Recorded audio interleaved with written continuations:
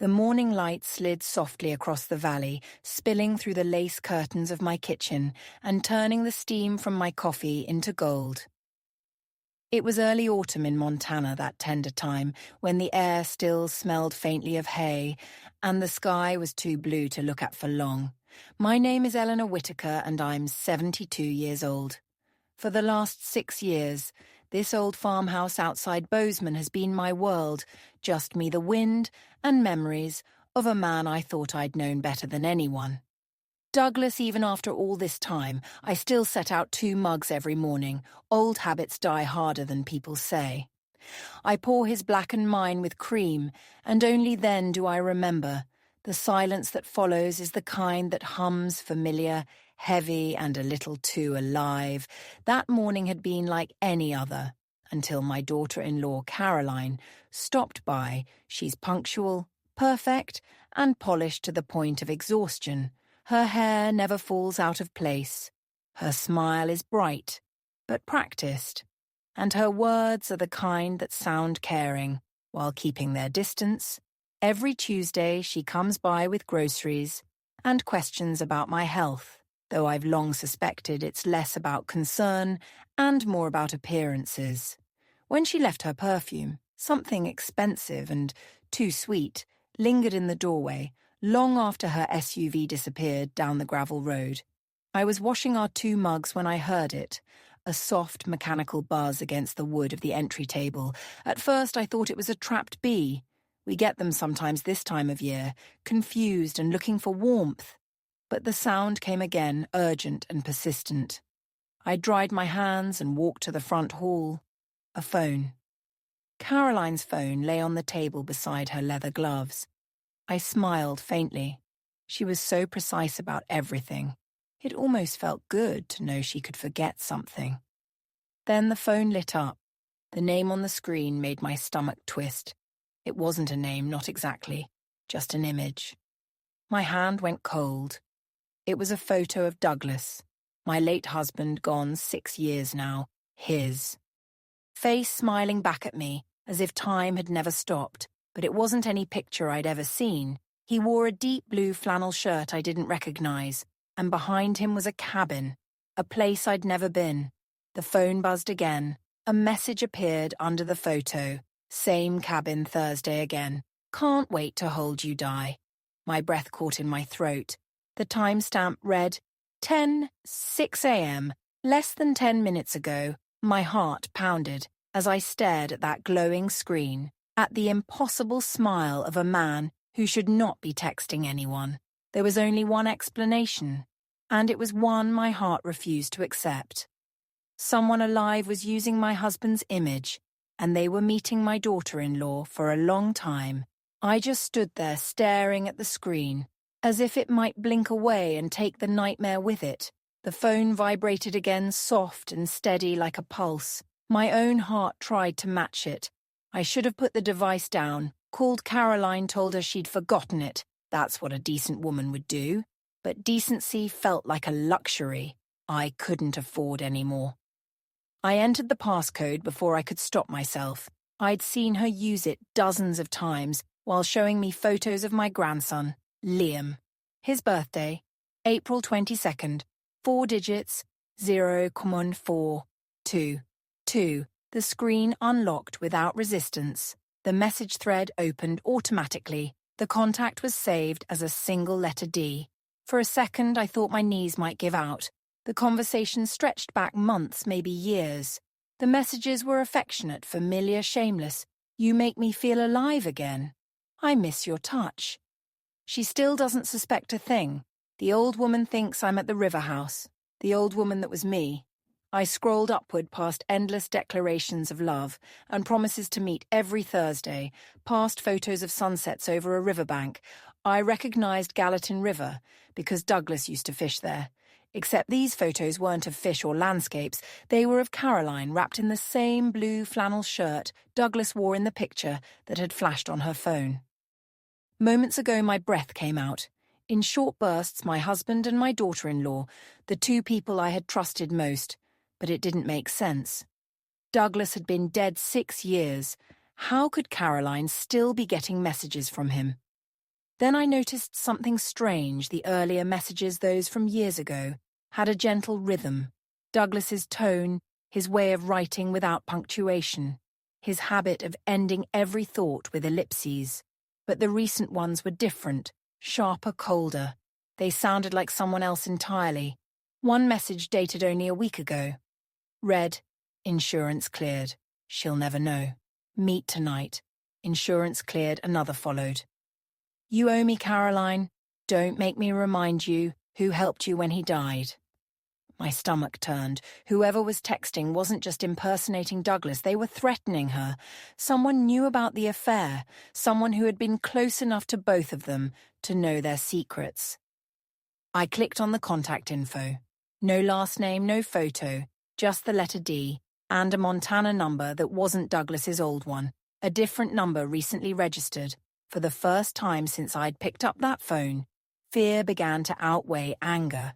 If someone was pretending to be my husband, then who was D, and what did they mean by insurance? Outside, the wind rose, whistling through the window cracks like a warning. I pressed the phone to my chest, feeling it buzz again. A new message appeared, only 2 words this time: delete everything. My hand shook. I backed out of the message app, locked the screen and slipped the phone into my apron pocket, just as I heard tires crunching on the gravel drive. Caroline's SUV was back. She was coming for her phone, and I already knew I wasn't going to give it back. Caroline's silver SUV rolled up the driveway, sunlight bouncing off its spotless hood. My hands were trembling, but my mind was strangely calm, cold, clear, focused. I slipped her phone deeper into my apron pocket, adjusted my glasses and forced a smile onto my face. A knock echoed through the phone. "Tea Hall, Eleanor." Her voice was light, casual. "I think I left my phone here." I opened the door slowly. "Did you? Well? Come in, dear. Maybe it's in the kitchen. You always set things down when you're helping me with groceries." Her smile was tight, the kind you wear when you're worried but trying not to show it. She walked inside, scanning the room like someone counting exits. We searched in silence, her pretending to look me, pretending not to watch, when she glanced toward my apron pocket. Her eyes lingered, just long enough to confirm what I already suspected. She knew I'd found it. "I must have dropped it in the car," she said finally, forcing a laugh that didn't sound like laughter at all. "I'll check when I get home." I nodded, good idea. She hesitated at the door, her gaze flickering across my face, searching for something, fear maybe, or suspicion. I gave her none. "Drive safe," I said softly. When her car disappeared beyond the trees, I locked the door and pulled out the phone again. My reflection stared back from the dark screen, older, sharper than I remembered. That evening, my son David stopped by after work. His eyes were tired, his shoulders heavy, from running his construction company alone, while Caroline managed her high-end real estate clients. He looked like his father when he was young, steady, thoughtful, and too trusting for his own good. "Mom," he said, settling into Douglas's old chair, "can I ask you something strange? Of course, do you think Caroline's distant lately?" His voice cracked on the word. "I mean, she's always busy, meetings, showings, late appointments, but lately it's like she's living a separate life." I studied him. The same boy who once brought me wildflowers after his father scolded him for denting the truck now sat across from me, confused and heartbroken by his wife's coldness. I could have lied to protect him, but I've been lied to enough for one lifetime. "David," I said quietly, "your father's old business partner, Miles Caldwell, do you still hear from him?" David frowned. "Not since Dad's funeral. Why?" I told him about the phone, the messages, the number, the name D. His face went pale. "Miles helped Dad set up his will," he said slowly. "He handled everything when Dad passed. Caroline worked with him, said it was easier that way, since she understood real estate and paperwork. Do you remember signing anything back then? Anything about insurance?" David shook his head. "Caroline handled the finances. She said it was what Dad wanted." My pulse quickened. Then maybe she handled more than that.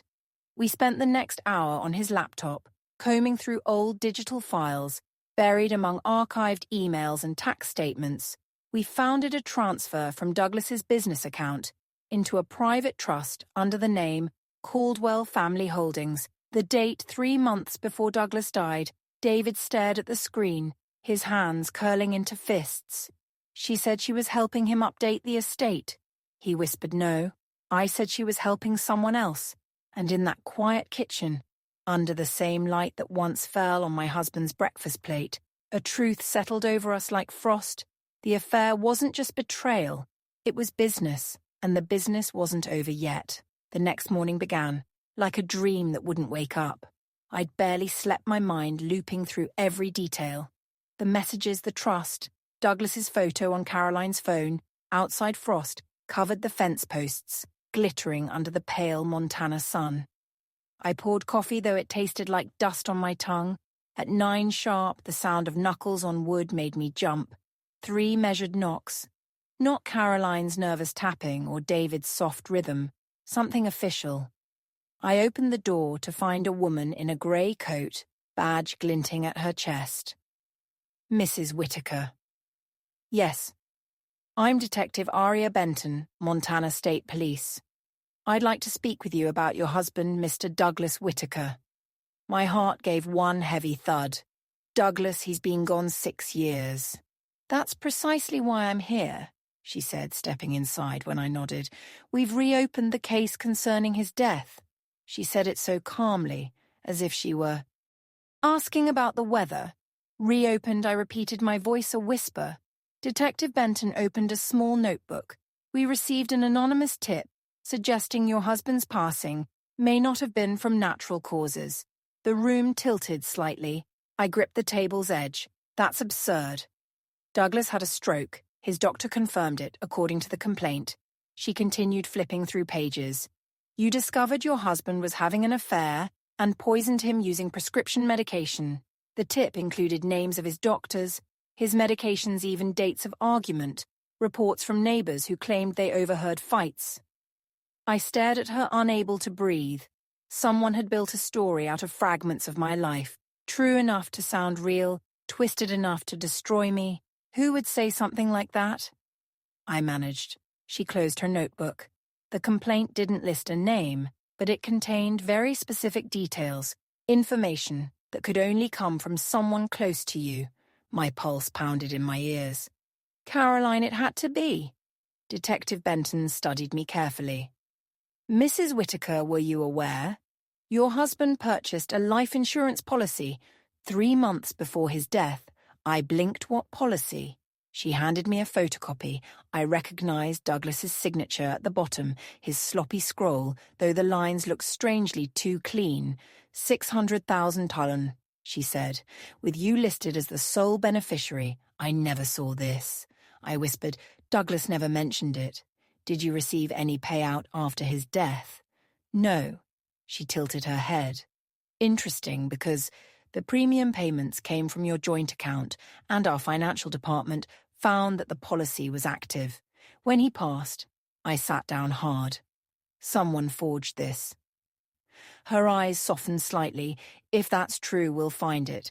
But until we do, I'm required to ask you not to leave the county, standard procedure during an open investigation.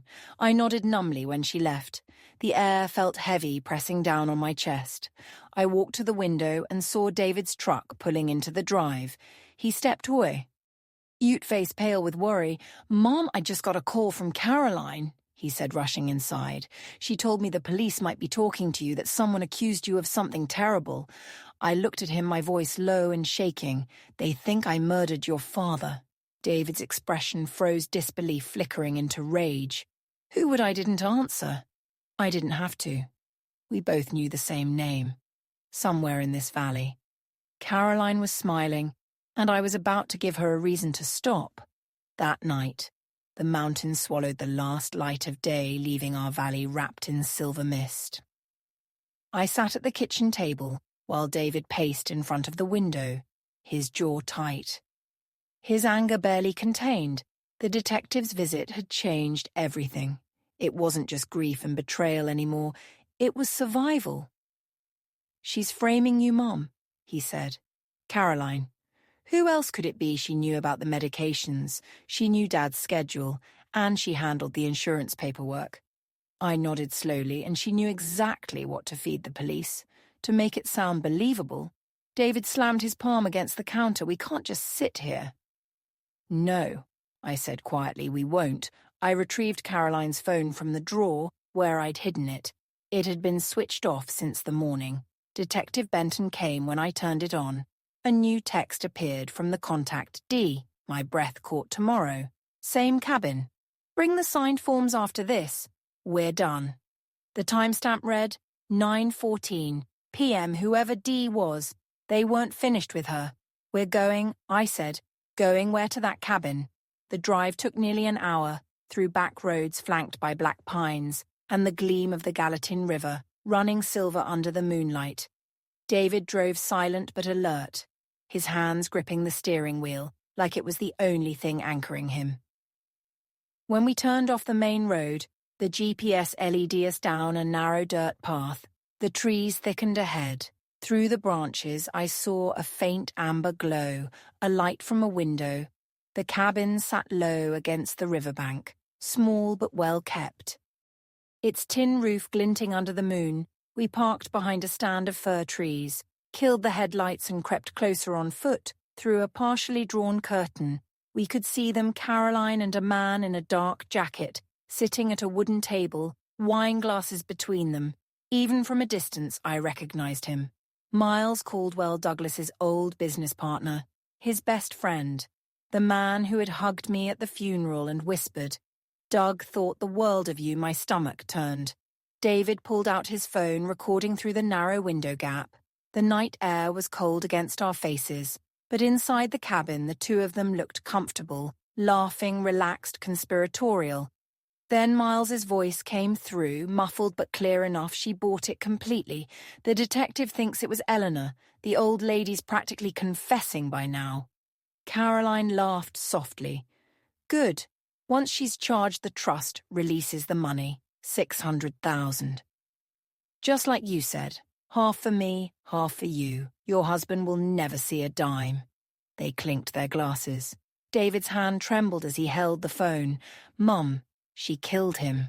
I swallowed hard, not alone. Miles leaned back, his voice low and proud. It worked perfectly, I told Douglas. Those new pills were a stronger version of his prescription. He never noticed the difference. Heart failure was inevitable. The world went silent around me, just the hum of insects and the faint rush of the river. My husband had been murdered, and the woman who called me Mom helped do it. I pulled David back from the window before my shaking gave us away. We have enough, I whispered, but it's not legal evidence. Not yet. He turned to me, face pale in the moonlight. Then what do we do? I looked toward the cabin one last time, my heart pounding with a calm kind of fury.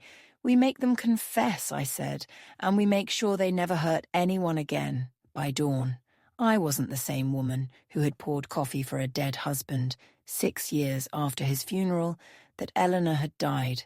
The night I stood outside that cabin, the one who Ramai. Ned was something colder, sharper like glass forged in fire. David sat at the table replaying the recording over and over, his face paled with disbelief. We have their voices, Mom. We can take this straight to Detective Benton. I shook my head. The law's a net with too many holes. That recording won't hold up. It was taken without their consent. One wrong lawyer and they'll walk free. So what? Then we bait them into trapping themselves. He frowned. How by using the same tools they used on us, greed and fear. That morning I borrowed David's laptop and created a new email. Under an anonymous name, my fingers didn't tremble once as I typed, I know what you did to Douglas. I know about the trust, the poison, and the fake insurance signature. Transfer $150,000 to the account below within 48 hours. Or the police will receive everything. Consider this mercy a friend. I attached the recording's transcript and sent it to Miles Caldwell's private email, the one he used for his law firm years ago. Mom, that's blackmail, David said, pacing behind me. No, I said it's bait. Because I knew what kind of man Miles was, he wouldn't pay. He'd try to control the situation. People like him always believed they could outsmart danger. I wanted him nervous enough to reach out. Nervous men make mistakes. It took less than 2 hours for my phone to buzz. With an unknown number, I answered without hesitation. Eleanor Miles's voice came through, smooth as oil. "We need to talk in person." My throat tightened. "What about, don't play games with me? I know it was you. You'll meet me at the cabin tomorrow noon, and if you don't, well, I can't guarantee your son's safety." He hung up. David's face drained of color. "When I told him he threatened me, then we go together." I shook my head no. "That's what he expects. You'll stay with Liam. If I don't call you by 1, you take everything, the recording. Caroline's phone, the bank records. To Detective Benton, Mom, you can't go alone. I've been alone a long time," I said quietly, "and I'll be wired legally. I'll tell the... I'm recording from the start. Every word he says will be admissible in court." He ran a hand through his hair. "What if they try to hurt you?" I looked him straight in the eye.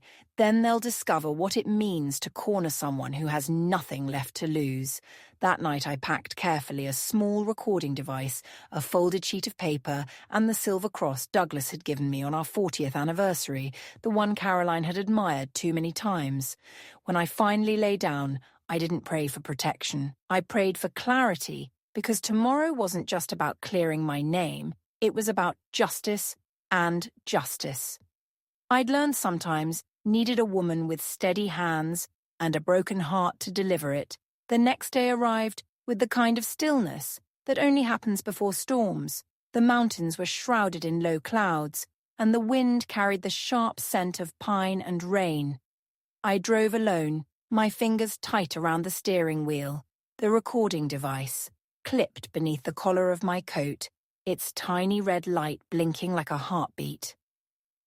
When the dirt road narrowed, I saw the cabin ahead, the same place where they'd laughed over wine while plotting my husband's murder. 2 vehicles were parked outside, Caroline's silver SUV and Miles's black pickup. The sight of them together made something inside me harden into steel. I stopped a few yards away, shut off the engine and stepped out. My shoes sank into damp earth. Each step toward that cabin felt heavier than the last. Miles opened the door before I could knock. He smiled, calm and composed. "Mrs. Whitaker," he said smoothly, "I was worried you'd lost your sense of punctuality." I forced a faint smile. "You said noon. Always precise." He said. Ushering me inside, Caroline sat at the table, her hair perfectly curled, wearing the same perfume she'd worn at Douglas's funeral. The scent made my stomach twist. "Carolyn," I said softly. "So it's true you and Miles?" She met my eyes without shame. "It's complicated." "No," I replied. "It's simple." Miles gestured to a chair. "Let's not drag this out. You've caused enough trouble already. We know about your messages. You're not very good at hiding things." "I could say the same about you," I said, keeping my voice calm. "Before we begin, I want you to know I'm recording this conversation for my own protection." Caroline's eyes flickered. "But Miles didn't flinch, of course," he said, smirking. "We have nothing to hide." I sat, the old wooden chair creaking beneath me. The air smelled of whiskey and sawdust. Caroline reached into her bag and placed a small revolver on the table. "This is just in case you get dramatic," she said casually. My pulse quickened, but I kept my tone steady. "You really think killing me will fix this?" Miles poured himself a drink. "No one's killing anyone," he said. "You're going to write a confession. You killed Douglas out of jealousy. The evidence fits perfectly. The pills, the policy. Your motive, the police already suspect you. We just need something in your handwriting, and if I refuse," then he said with that same lawyer's calm, "we make it look like suicide." I looked at Caroline. "Did you ever love my son?" She blinked. "David was convenient. She said he made me look respectable. Her words burned through me like acid, but I didn't show it." I lowered my gaze, picked up the pen they'd set before me, and began to write. My handwriting was slow, deliberate, but it wasn't a confession. It was a record. On this day I, Eleanor Whittaker, testify that Miles Caldwell and Caroline Whittaker have admitted to the murder of Douglas Whittaker for the purpose of financial gain. As I wrote, I kept them talking. Miles bragged about how he'd switched Douglas's medication, how Caroline had delivered the final dose. She laughed, actually laughed, when she described how Douglas had clutched his chest. At the dinner table, they were so absorbed in their victory that they didn't notice the faint crunch of footsteps outside the cabin when I signed my name. I looked up and smiled. "You both just confessed," I said softly. Caroline's expression darkened. "You're bluffing." "No," I said, "I told you I was recording and the police have been listening. For the last 5 minutes, the door burst open. Detective Benton stepped inside, followed by 2 officers, and behind them David, his face pale but determined. "Put the weapon down," Benton shouted. Caroline spun toward her purse, but David was faster. He lunged, knocking the gun from her hand. It hit the floor with a metallic crack. Miles tried to run, but an officer pinned him before he reached the door. When the chaos settled, I was still sitting at the table, pen in hand, the page before me spotted with ink and tears. Detective Benton picked it up carefully. "You got them to confess," she said, almost in disbelief. I nodded, my voice trembling. They underestimated me. David knelt beside me, his eyes shining with anger and relief. "It's over, Mom, but..." I looked at the 2 people being led away in handcuffs and knew it wasn't over. Not yet. Justice had only just begun.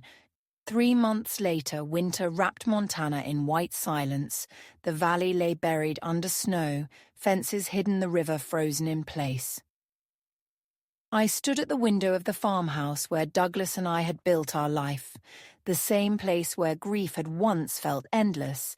Now it was quiet, not empty, but still the trial had been swift. The recording, my written statement, the financial documents, and the recovered trust files formed a perfect chain of proof. Miles Caldwell pleaded guilty to second-degree murder and fraud. Caroline, ever confident, tried to fight the charges until the prosecution presented the recording of her laughing about Douglas's final moments. The jury needed less than 2 hours. 5 years for her, 18 for him, no parole for either. Before the truth of what they'd done outlived them, the insurance company restored the policy and transferred the funds to Douglas's rightful estate. I didn't keep the money. I couldn't. I used it to start a small literacy foundation in Douglas's name, one that would give scholarships to children from rural Montana kids who, like my grandson Leah, had learned to read in barns and fields under the hum of old lamps that I thought was the only redemption I could allow. His memory, David moved back to the farmhouse for a while.